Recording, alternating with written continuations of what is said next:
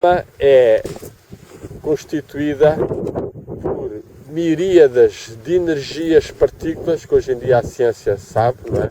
Nós somos feitos de partículas, fotões, etc. E são miríadas de energias que têm uma força de vitalidade ou de saúde e depois tem uma outra que é a nossa parte sensorial e sensitiva e mesmo psíquica e mental. Ou seja, a nossa alma está em constante variação. É com ela que aprendemos, é com ela que nós às vezes estamos com mais alma, menos alma. A nossa alma expande-se e retrai-se conforme as situações. A aura? A aura é a forma de nós vermos a alma. A aura é uma das formas, é a forma mais exterior e mais de cima, porque a alma mais profunda tem outras cores e outros níveis que a aura, que as pessoas veem às vezes, etc., não consegue apanhar bem a alma. Mas há pessoas que às vezes têm uma visão da alma de uma pessoa toda e veem essa pessoa realmente como é no seu campo energético ou psíquico. E o espírito está acima disso. O espírito é um pontinho de luz, é uma espécie de ponto minúsculo, uma partícula, e que é também a centelha de origem divina que está em nós.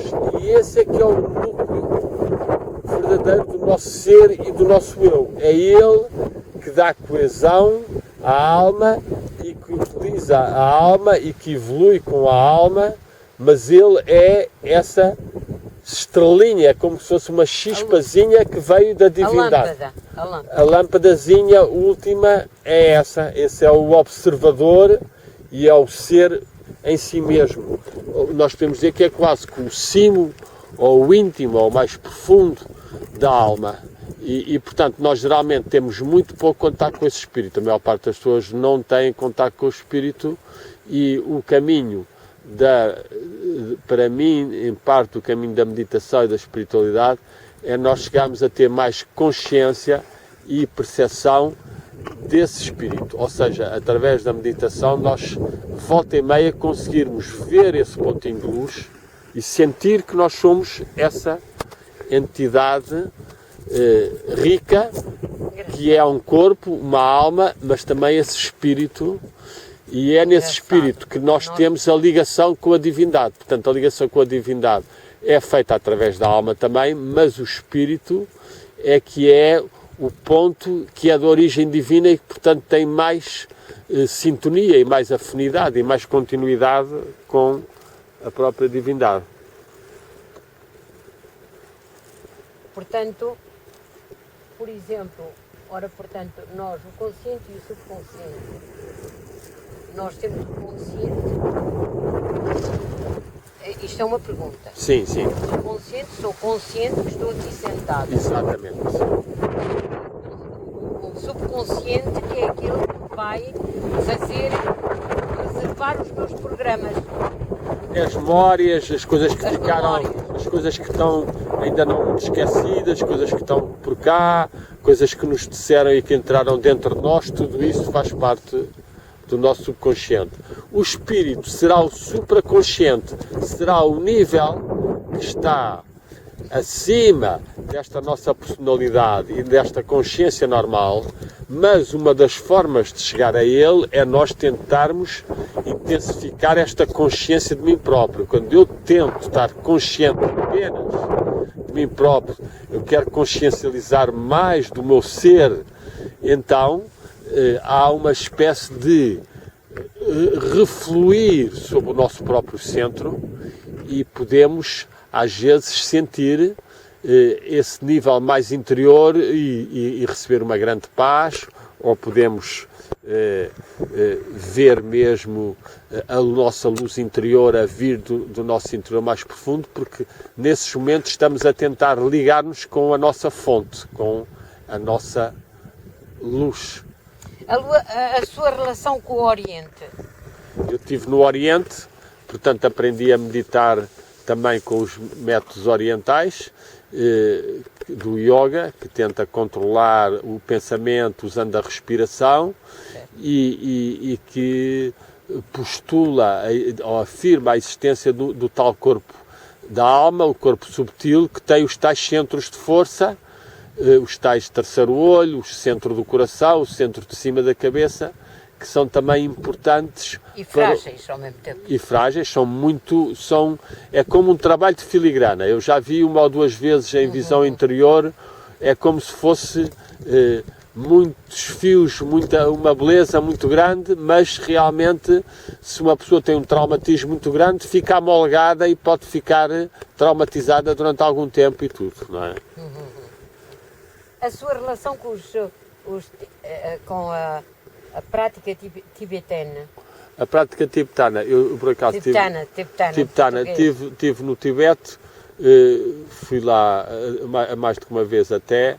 Lá tive com um ou dois lamas também cá no Ocidente, também lá me ensinaram e deram as orações e os mantras deles. Há um mantra que se utiliza muito que é bastante bom, o Om Mani Padme Hum, Om Mani Padme Hum, que significa na joia está contida a consciência pura, na joia, no chakra, no Padme.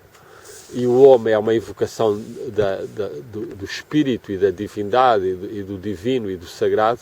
Portanto, essa oração também é muito boa. É claro que depois há grandes meditantes e há grandes textos sagrados.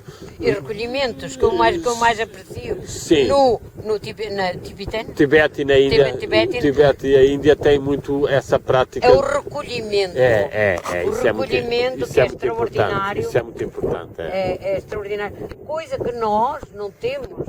Nós também tínhamos aqui na tradição ocidental, também tínhamos muitos ermitas, houve muitos místicos que tiveram retirados e atingiram grandes coisas. Só que a Igreja mantinha-os um bocadinho afastados e pouca gente os conhecia. Exatamente. Mas houve sempre grandes místicos. Olha, o Santo António foi um grande místico lá na terra dele. São Francisco também, estavam lá recolhidos, na pobreza, na simplicidade, na amizade com todos os animais e com toda a natureza. E como ele, houve outros, o Todi, Jacopomi Todi, também foi um grande místico, cantou muito. Portanto, houve em algumas ordens, tanto nos jesuítas como sobretudo nos franciscanos, houve alguns místicos, etc. Portanto, a Igreja também tem... Mas a Igreja retirava-os do caminho dos outros. Pois. Como é que os outros podiam aprender? Que é isso que eu condeno um bocadinho a nossa religião. Sim. É condenável. Pois. Porque querem uma prática... Sem essa base depois mística interior. Isso foi uma vulgarização simplificante. Porque ao longo dos séculos sempre houve muitas ermitérios e conventos onde iam lá uns aprender com os outros. Houve alguns mestres, Louis Breck, que foi um que o Erasmo vem pouco depois. O Erasmo ainda foi ter com o Jean Villiers, se não me engano, ali numa zona da Flandres, e teve com esse homem que era um grande místico, que também tinha problemas um bocado com a hierarquia religiosa e que também dizia que se estava a tramar.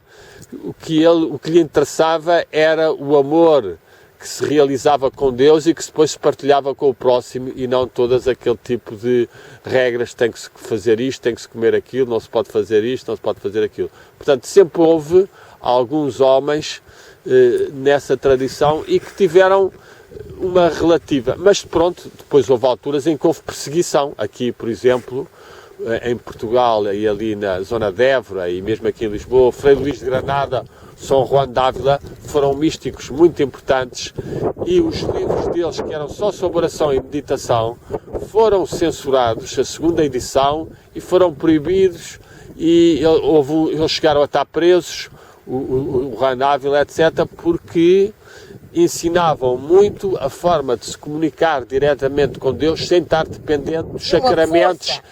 E a força que força de ligação, a existir neles. Exatamente. Faziam a ligação com a natureza. O Frei Luís de Granada, ele era de Pedrógão.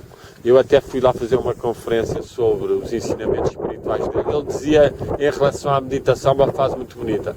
As pessoas às vezes meditam só 5 ou 10 minutos. É uma pena, porque é como se estivessem a cavar. E quando estão a chegar mesmo ao veio, onde está a nascente da água, pararam antes de chegar lá. Muito bem imaginado. Era um homem que tinha muita relação. E houve outros, o Frei Agostinho da Cruz, também na zona da Arrábida, também foi um mestre que tinha um grande amor pela natureza e pelo mar e conseguia através daí chegar à fonte divina que deu origem a isto tudo e depois ter essa capacidade de partilhar e transmitir. Outro que viveu lá era o São Pedro de Alcântara, que até se dizia que levitava. Esse tinha uma tal capacidade de ligação ao mundo do espírito que o viam em chamas ou que o viam a levitar. Diz, não há certeza absoluta, mas pronto, são tradições que de facto mostram que nós temos aqui em Portugal a nossa grande alma, que vive muito aqui também nas montanhas e nestas grandes pedras e grandes energias. Também teve alguns seres que souberam dar voz e aproveitar estas energias, como nós estamos aqui a fazer, a dar graças. Eu acho que nós somos felizardos. É verdade. Nós somos felizardos. Somos uns agraciados. Agraciados, exatamente, graciados disto. É verdade, porque é verdade. O estarmos aqui acompanhados de uma conversa tão maravilhosa, que nos leva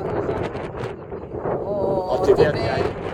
Já fomos ao Tibete, já fomos ao Japão, já percorremos. O Japão, por acaso não falámos tanto, mas o Japão tem um culto muito grande, talvez seja o que tem mais culto à natureza. Sim, sim. É o Japão. É o Japão. Porque consideram as pedras e as árvores como podendo ser espíritos. Certo. São espíritos e cultuam, reverenciam essas pedras e árvores, protegem. Uma árvore antiga não é abatida, as árvores muito grandes metem uma corda, corda à volta, é cultuada, reverenciada como ela e como podendo ser o corpo de um espírito, seja o espírito da natureza, então ele está lá sempre, seja de uma própria divindade, salientado. Seja de uma própria manifestação da divindade, um espírito superior, um grande anjo ou um grande ser que habita ou que através dessa árvore abençoa as pessoas que vão lá em busca da cura. E então as pessoas encostam-se e estão ali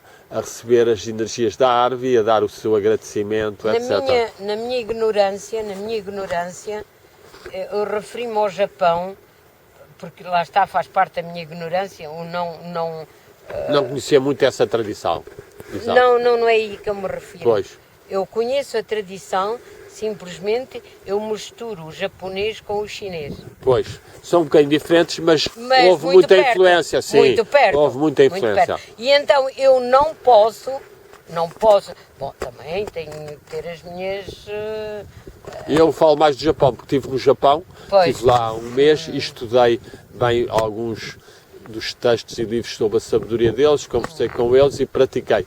A China, realmente, talvez a sua riqueza maior ainda seja o taoísmo. Ele criou, tanto um como o outro aproveitaram o budismo, tanto o Japão como a China receberam o budismo que veio ali do norte da Índia e fizeram depois uma síntese do budismo com as religiões deles, às vezes mais separadas, outras vezes mais juntas. E a China tinha duas religiões fundamentais, que era o confucionismo, que é a religião dos antepassados e do Estado e da ordem e do respeito e das regras, etc. E depois tem o taoísmo, que é um culto da natureza e que tem uma tradição, uma origem bastante mais antiga, vem do tempo do xamanismo, da ligação com a natureza, com as forças das pedras, das árvores, e depois desenvolveram muito um conhecimento das energias internas do ser humano e então praticam muito certo tipo de respirações e visualizações e conseguem... Eu também pratico. Eu pratiquei muito pouco. Uma pessoa respirar conscientemente e absorver as partículas luminosas do Sol ou dos sítios, ou mesmo as partículas psíquicas dos mestres ou da divindade, absorver isso, reter algum tempo e depois irradiar, é um exercício que uma pessoa a fazer nestes sítios das montanhas são exercícios muito benfazejos para o ambiente e para nós próprios e Certo. para as pessoas por quem nós podemos fazer isso também, Certo. com a intenção delas. Portanto, estes sítios aqui são de facto zonas muito purificadoras, muito estimulantes à aspiração ao sagrado, ao divino.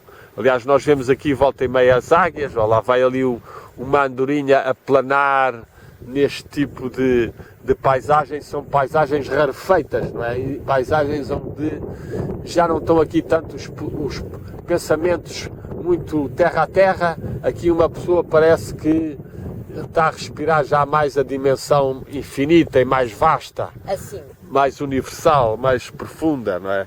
E é bom uma pessoa chegar aqui e recarregar as baterias para depois poder, no meio da sociedade, ter um ponto de vista um bocadinho mais elevado, menos reativo, menos vingativo e ter uma espécie de maior universalidade na sua maneira de sentir e maior abertura também. Aqui esta abertura que nós temos. Havia um instrutor, um professor, o Veltman, que eu conheci, que era até da antroposofia, que ele dizia, se queres procurar o Cristo, olha para a linha do horizonte. Ele queria dizer com isso, queres procurar realmente o divino aqui na Terra, se te concentrares na linha do horizonte, há aí uma experiência de passagem de um plano para o outro. E aqui este tipo de paisagem, com estes picozinhos que parecem que são ali como que ondas do mar mais encapelado, não é? Ou então que são pontos de oração, como se a Terra estivesse a orar, a ligar-se com a Terra. Isto provoca em nós também um bocadinho um movimento de passar para abrir-nos mais à dimensão do Espírito, que também está dentro de nós e que é tal dimensão também do amor e do bem e da partilha que nós aqui recebemos. São harmonias. É verdade, é São verdade. harmonias. Grandes harmonias da natureza.